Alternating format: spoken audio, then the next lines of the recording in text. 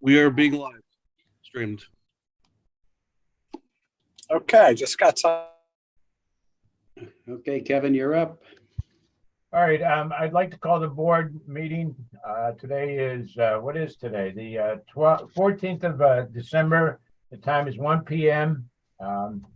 Welcome, everybody. And before I forget, everyone, Merry Christmas, and I hope you have a great holidays. Thank you. I don't think Charlie has a flag, and I don't think Tim has a flag in front of I him. have one. We can still say the Pledge of Allegiance. All right. Yep. I pledge allegiance to the flag of the United States of America and to the republic for which it stands, one nation, under God, indivisible, with liberty and justice for all. Yes. All right, with that, I'm going to take roll call. Tim O'Brien, Yes. Charlie Jefferson. Charlie, He's there. right here. Well, Charlie's here. We can see him. The Kevin McDonough, I'm here, and we have Brenda Sacco here as the executive director of the OCD, Office of Economic Development, and Ralph Pappas. And then I see we have a guest. Does everybody know Dave Balzoni? Yep. All right. I've heard him before. All right. And we have with us Aaron Whitney from the chamber. Here. Okay. This is the time for the public to speak. So I guess it doesn't matter who goes first because we've got Dave Balzoni as a guest speaker and we have Aaron Whitney from the chamber. Aaron's actually a board member. Kevin. Aaron's a board member now? Yes, he is. Oh, no. Newly appointed. Okay. Yes. And we have, I believe that Dave is going to speak later under, where do you have him, Ralph? Which area did we have him under? This discussion items. Okay. You know. Yeah. Okay. The I haven't had the ability, the meeting minutes from the last meeting that we had. Has anybody been able to look them over? I I'll have. make a motion. Okay. I'll second. All in favor? Aye. Aye. Okay. And then we have vouchers for examination and approval. We have a check for Joseph Alou. I'm going to gather that these have already been paid. Yeah. Okay. Yep. So we have for a year-end audit with Joe Alou, and then we have the Waverly Community House. I guess that was a donation. Yes. Yep. And the Lackawanna County General Fund reimbursement for the what was Kevin, I had to void that check because it had already been paid to the general fund. Okay.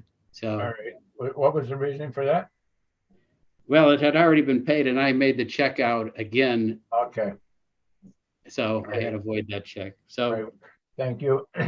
And then a check for the Lackawanna General Fund for reimbursement for the Chamber of Commerce and the cost for board insurance, and that's our insurance, correct? right. And then the Times Legal Ad. Can I have a motion to accept the vouchers as presented? I'll make that motion. Second. All in favor? Aye. Yeah. Old business. Who's going to update on old business? Brenda, you're going to update on the Taylor Yes. Oak Street? Absolutely. Joe, could you share am I able to share my screen? Yes, you are. You're able to share. Okay, let me check. I can see you. You can just see me. Can you see my screen? Yep. Coming on now. Yep, I see it.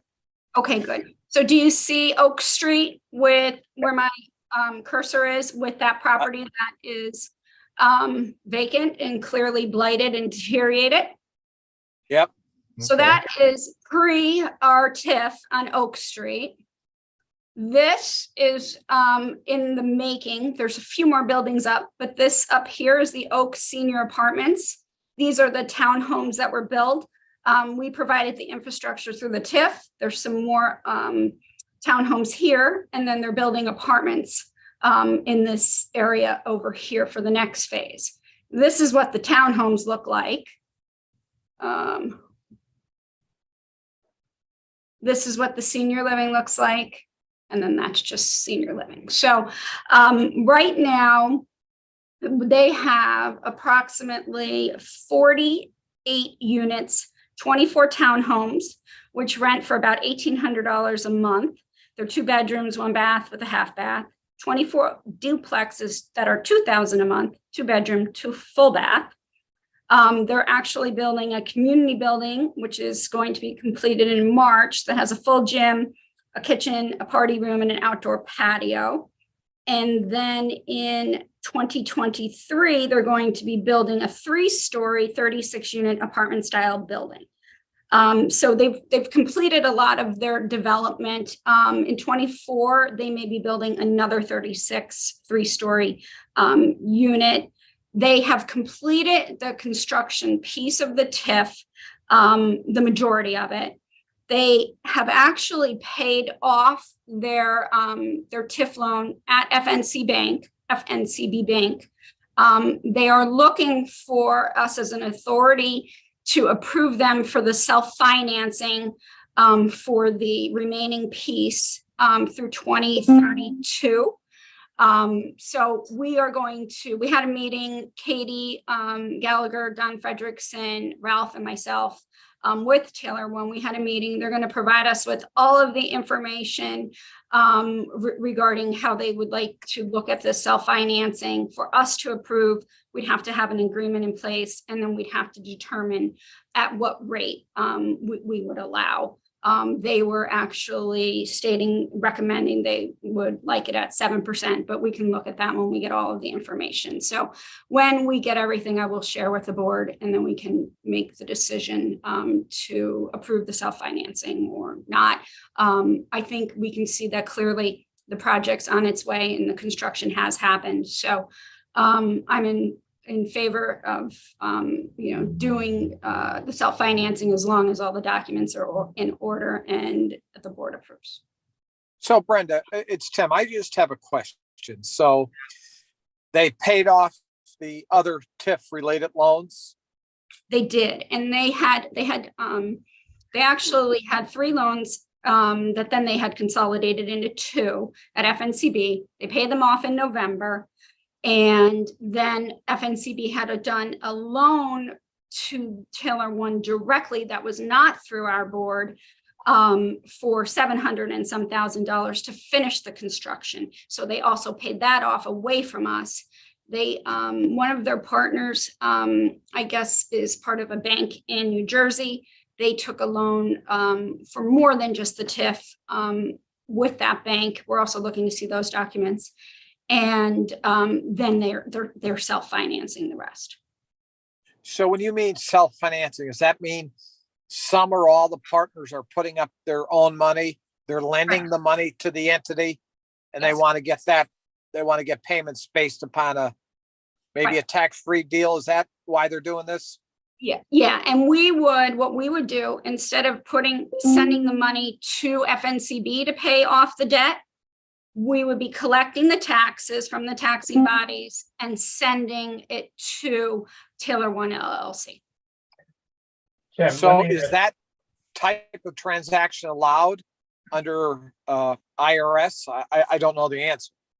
Yeah, and I don't, they had asked us this many years ago, and I know Katie had looked into it. And she had given an opinion that it was something that was going to be allowed, but again, we do not have all the legal documents. We need to make sure whatever we have is clearly legal and allowable by the act. Yeah. So that's why we'll rely on Don and Katie to give us guidance. Yeah. If it's okay and with an agreement. And Tim, I shouldn't have said legal. I should have said allowable. I know they would never do anything they shouldn't do legally, but hey, as long as it's allowable, I think I give them a lot of credit to doing this with their own money. That's very rare. Yes. Yes. Tim, the question I have is what's the interest rate on a loan with favorable? I guess it would be favorable. What type of interest rate could they get with a bank? Can't answer that question, but I think what I would say, and I don't know the terms of that 7%. I don't know if it's 20 years, 25, 5, I don't know. But it feels like a pretty reasonable rate for both sides in today's world. Unfortunately, 18 months ago, it would be a lot less. But today, that seems like a reasonable rate. Okay, that would be my only question. Are they trying to profit? Profit not only from their development, but also with their monies. And I understand trying to profit, but if 7%, that's reasonable. It is rate. Then I'd be fine with it then. Yeah, it's reasonable. Given the project, I think it's reasonable. Okay. All right. That's pretty much the update on the TIF, and I will get back to you when I get all of the information. Yeah. All right. The next year's meeting schedule, Ralph? Yeah, does the board want to keep it for the second Wednesdays of the months of March, June, September, and December at 1 o'clock? Or does that sound good to everyone? It does to me. Okay, and if there's anything that comes up in the meantime, we can always schedule a special meeting, and that will have to be advertised. Okay? All right. Seems reasonable. Okay. Okay. The year-end audit. Okay. It's getting that time of the year where the finance department will be asking us to get some preliminary information to them for the end of the year audit for the redevelopment authority. And last couple of years, as everyone knows, we've been using Joseph Alou. Last year,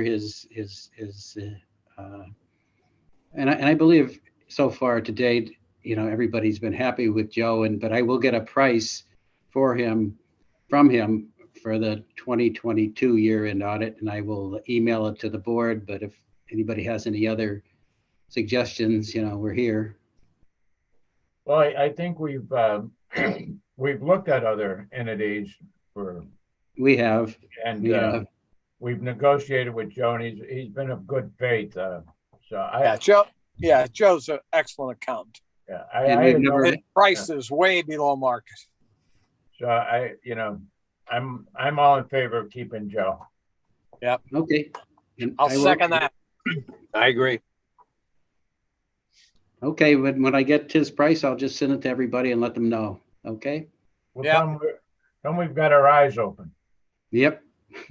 Okay. Okay. Limited tax lien sale. Dave, you're going to talk to us? It would be me. Okay, everyone can hear me well enough? Yep. All right, yes. Very good. So I guess the best place for me to start is with the Lackawanna County budget, because then that will convey how I arrived at this concept of the tax lien sale and why you were involved. So when I walked in the door here, the preliminary budget had been drafted.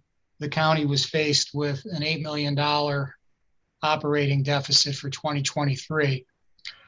For me, it was like deja vu from a certain place that I was at several years ago.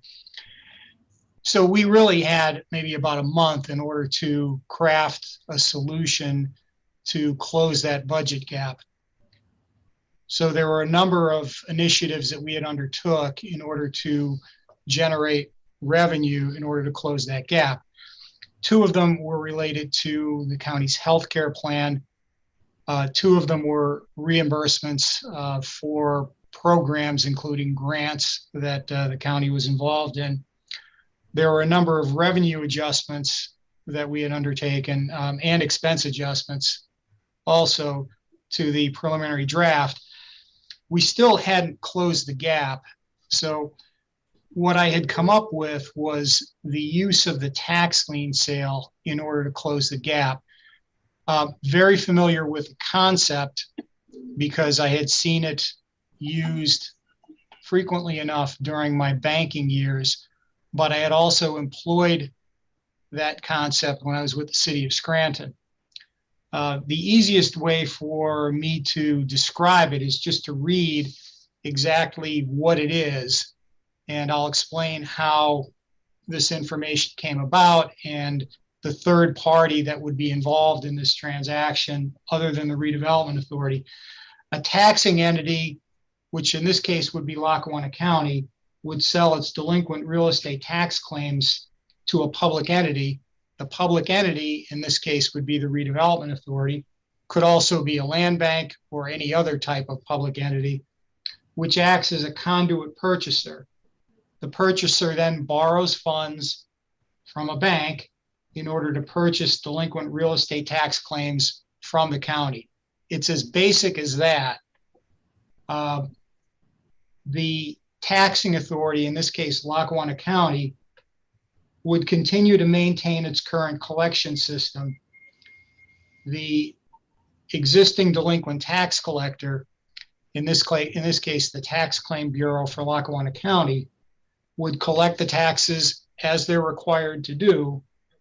And in this case, those tax claims that are sold, the revenue that's associated with those tax claims would be used in order to pay off that loan that the conduit purchaser, in this case, the redevelopment authority, would issue in order to be able to purchase those claims.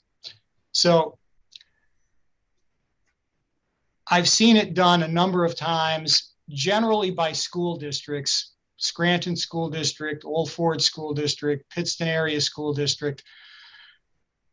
The difficulty I've always had with the transaction is it has always been either all or none.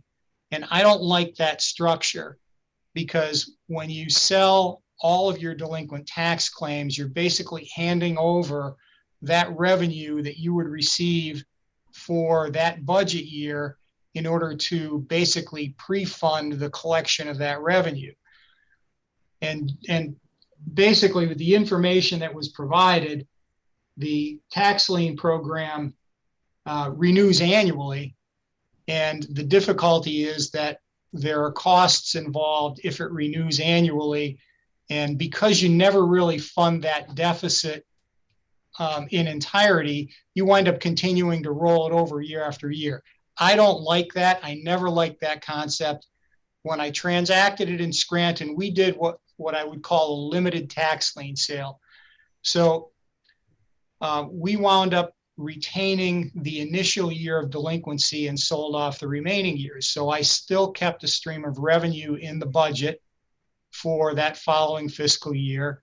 And basically we pre-funded a number of years worth of collections that wound up amortizing out over 3 or 4 years. So it allowed me to fill a budget gap and yet still retain the stream of revenue, partial stream of revenue for the collection of those delinquent tax claims.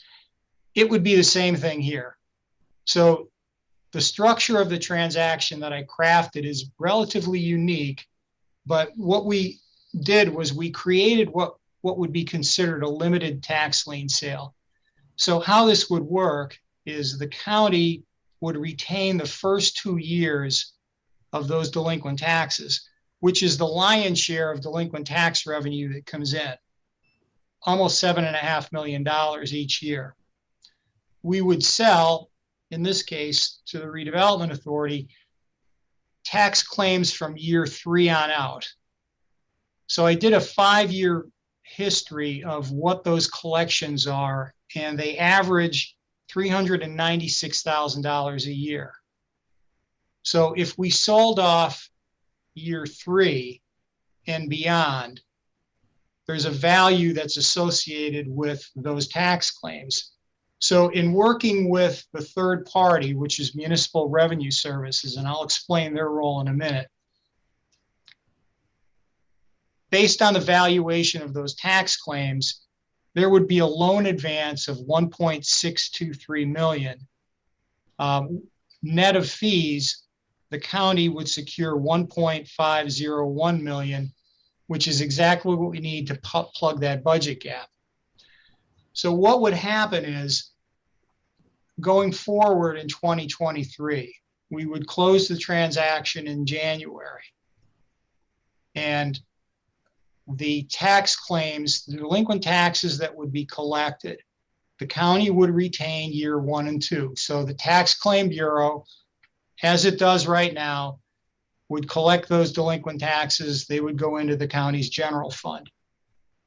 Anything that's collected from year 3 on, three and older, would go from a tax claim and the treasurer is involved in this as well, directly to the bank in order to pay off that loan.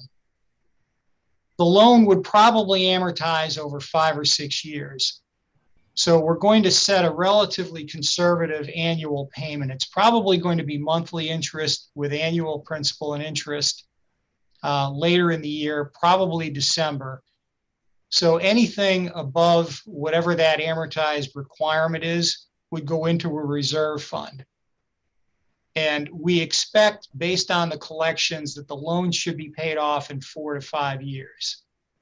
So the redevelopment authority would really be, as was noted in the paper that I was provided, the conduit purchaser. The reason for the redevelopment authority is it's less costly for us, for the purchaser to be able to borrow using a tax exempt rate.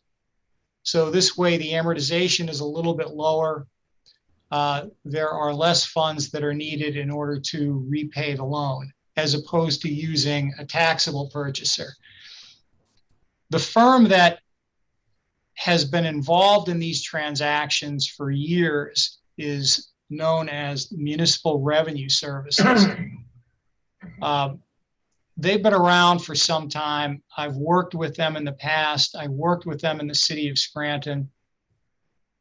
There are no other alternatives because, if you could believe it, they have a patent in Pennsylvania on this concept. So in as much as I crafted a relatively unique transaction, we still have to use them as a consultant, so to speak.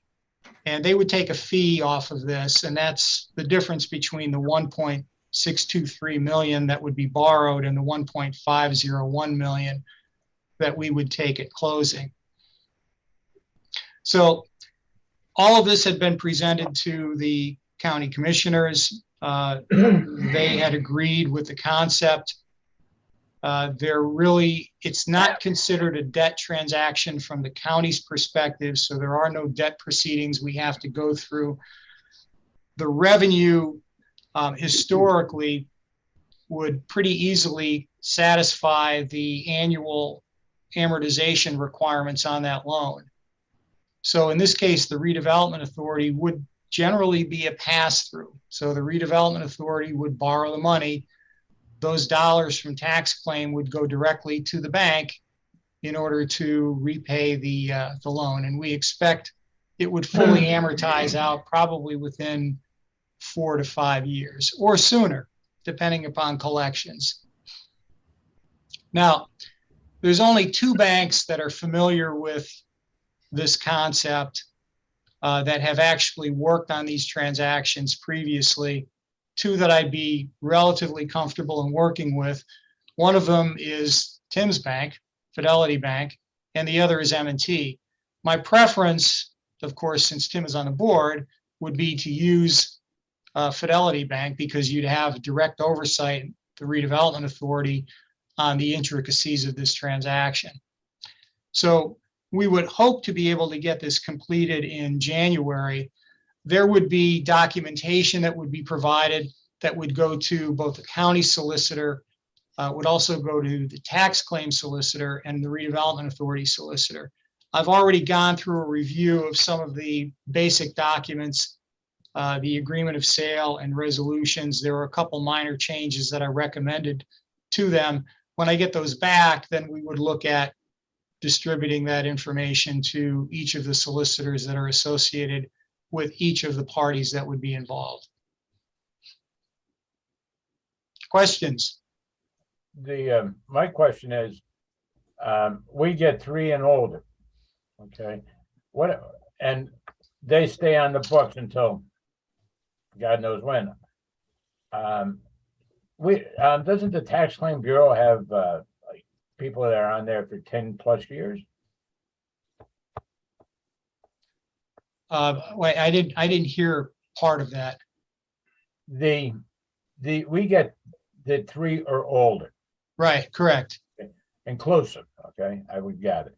Now, it's my understanding that the Tax Claim Bureau has parties that are on there, and I'm not going to talk, but what happens when the ones that are on there for 7 and 8 years that just aren't going to come up?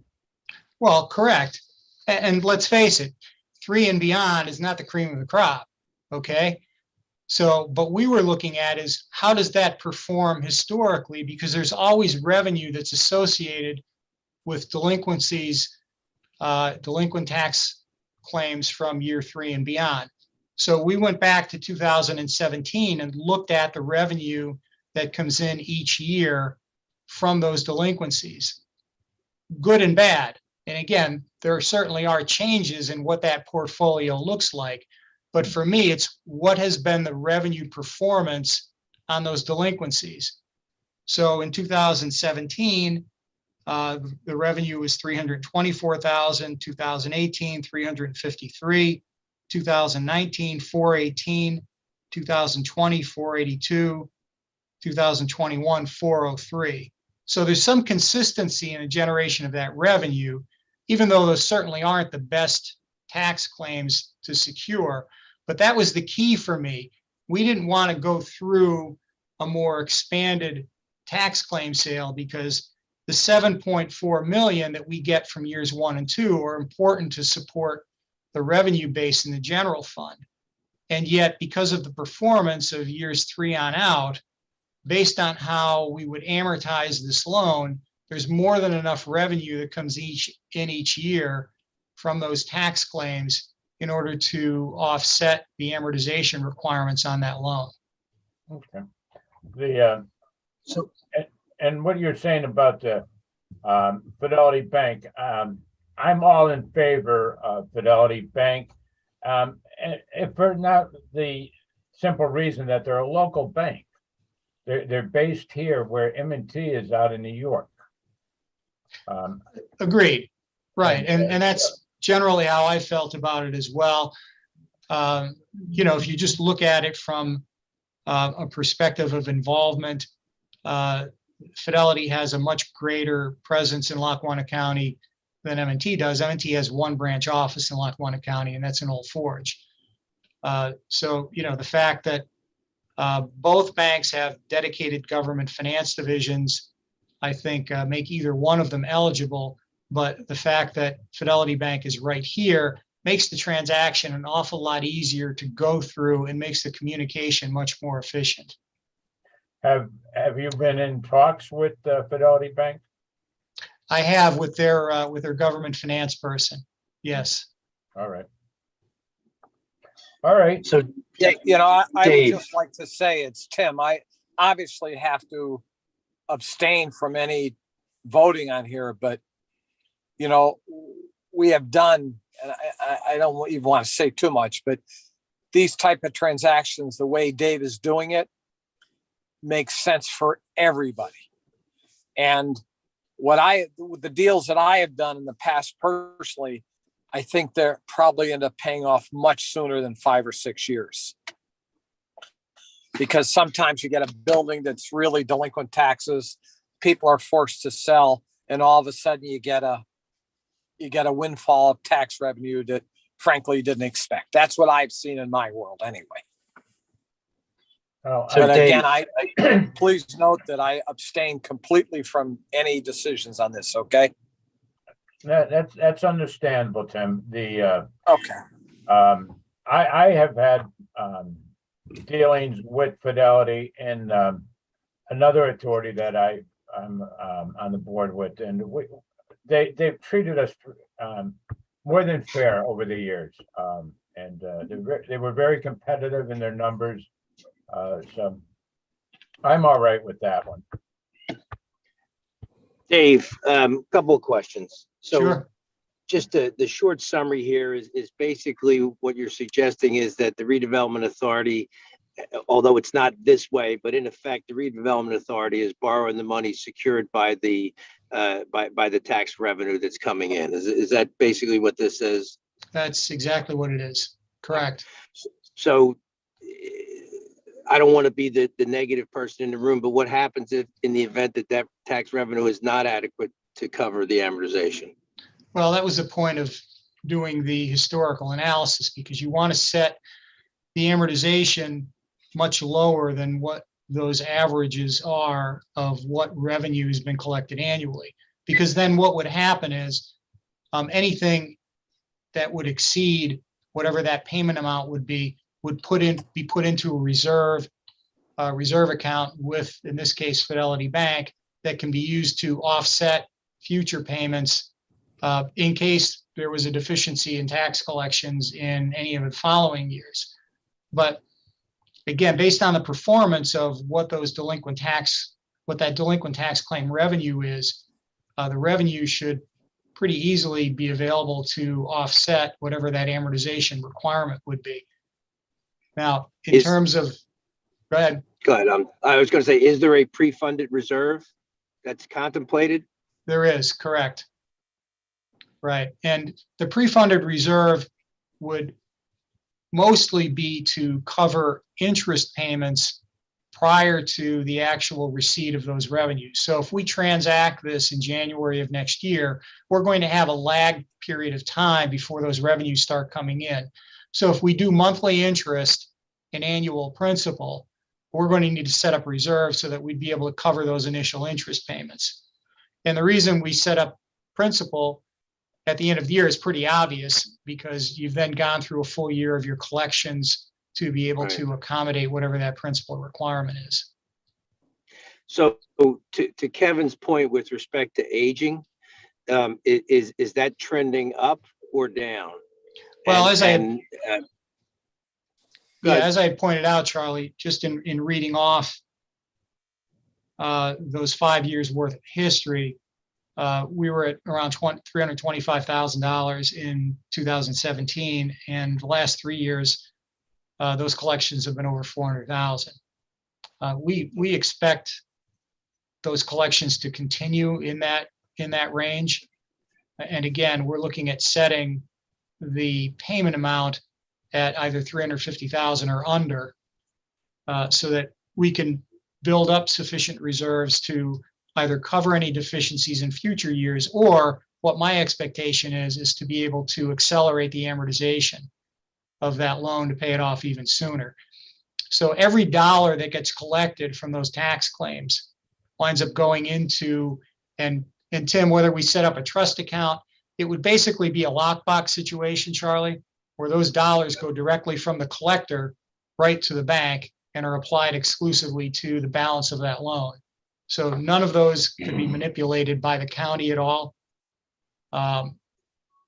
In this case, there would be UCC filings in order to create that lien on delinquent tax revenues. So that stream is available until that loan is paid off. So two other questions. One, a question and a statement, but we, the Redevelopment Authority, are not in any way, shape, or form getting ourselves involved in the collection of these delinquent accounts. Correct. We're totally outside of that. Okay. Right. All right. And the second question is this intended to be an ongoing program wherein you do this once, let's assume that it gets paid off in 3 years. Is this something that we would be doing again, or is this a one and done? Believe me, Charlie, if I have to face an $8 million deficit every year, I'm not going to be here all that long. No, and the reason I structured this as a limited tax lien sale is because I wanted to avoid the recurring nature of a full tax lien sale. And that's what I've seen happen with a lot of the school districts that transact these full tax lien sales. So the problem is that, it's great because you're able to pre-fund whatever that deficiency is in that budget year, but you're also handing over all of that revenue that you would normally collect. I didn't want to hand over the lion's share of that revenue. I wanted to make sure I kept it. So to me, this was an excellent compromise. It minimized the amount of exposure, in this case, to the redevelopment authority and also to the county in terms of exposure based on how much of that revenue we're going to give away. But I would be reluctant to use the transaction generally in most cases because I don't really like to give up revenue. But in this case, it works. It's a limited dollar amount. It fits the circumstance because I'm able to pre-fund a deficiency and giving up revenue that is really relatively limited in a $150 million operating budget. So in a $150 million operating budget, I'm giving up almost $400,000 a year. I don't mind that kind of trade-off at all. Yep. I could live with that, but I don't want to have to do this every year. I mean, I would hope that, we would be in a position where the county would be able to sustain its budget just based purely on managing revenues and expenditures. I no more questions.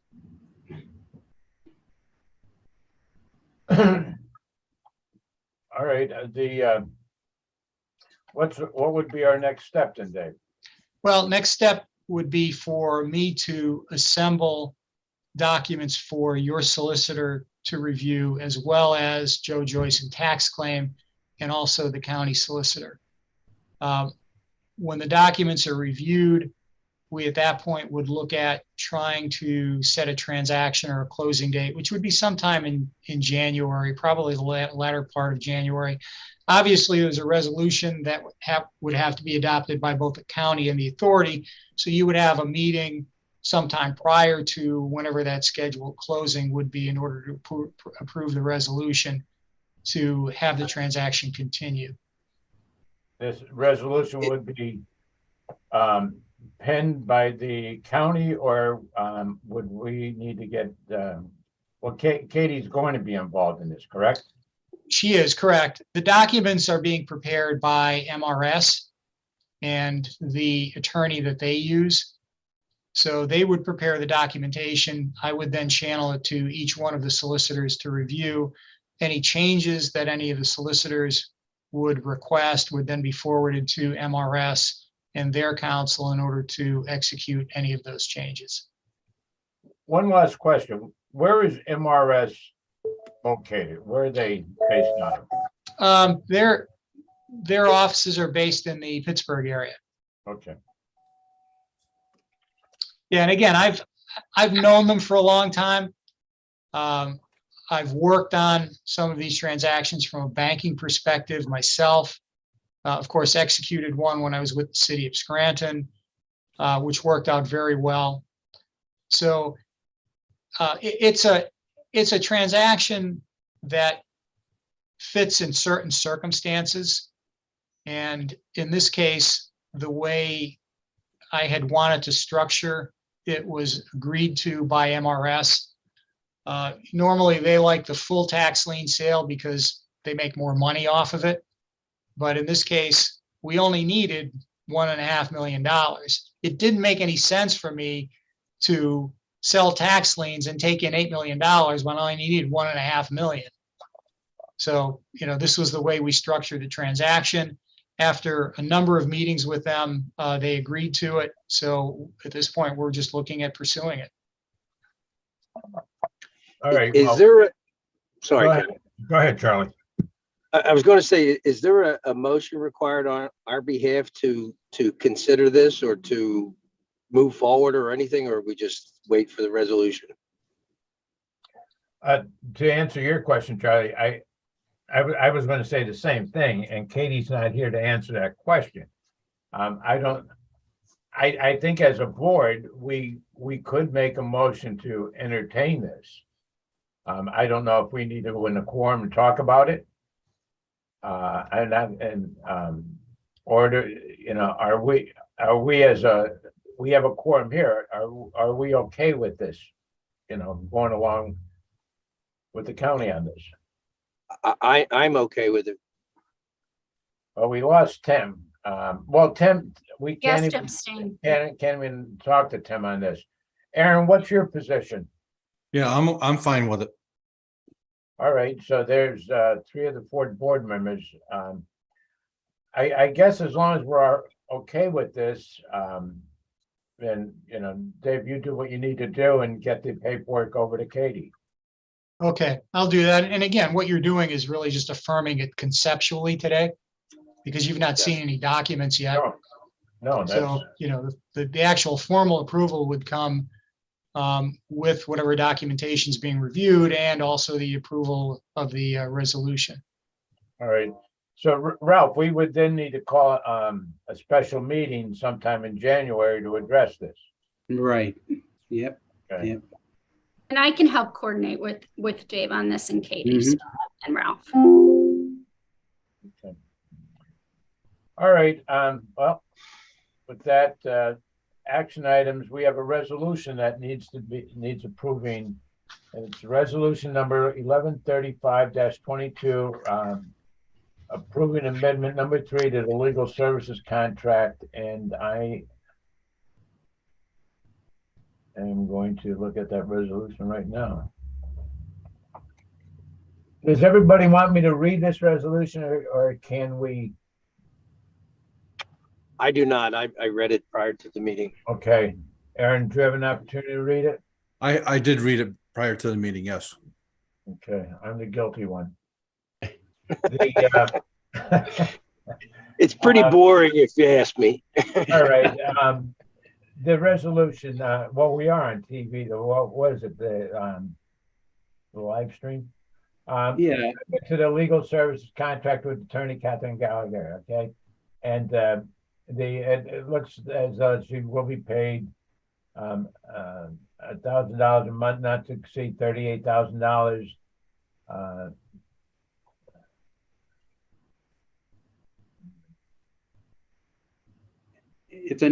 Kevin, it's an amendment that's retroactive. So, we're covering our bases here, All right, and this is outside.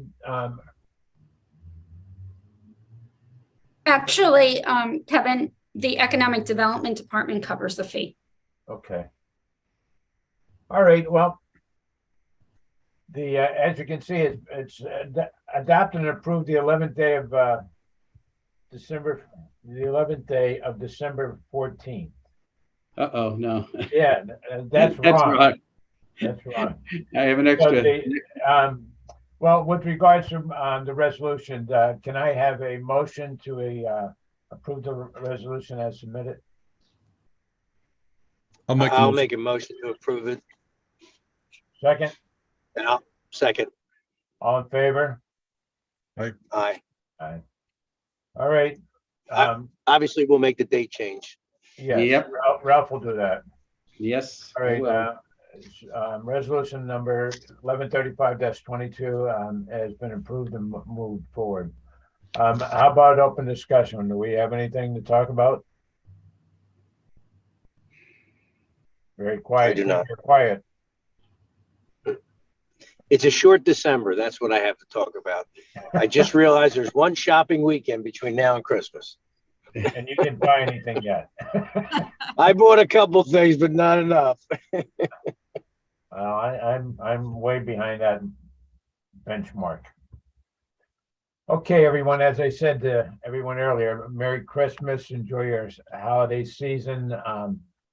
And with that, I'll make a motion to adjourn the meeting and then Ralph will let us know about the special meeting in January. Right. Yep. All right, everyone. Thank you. Happy holidays, everyone. Thank you. Okay, thank you, Merry everyone. Christmas. Happy New Year. Christmas. Okay, Happy New Year, everyone. Goodbye. Bye. Thank you, Dave. Bye. Thank you. Thanks, Dave.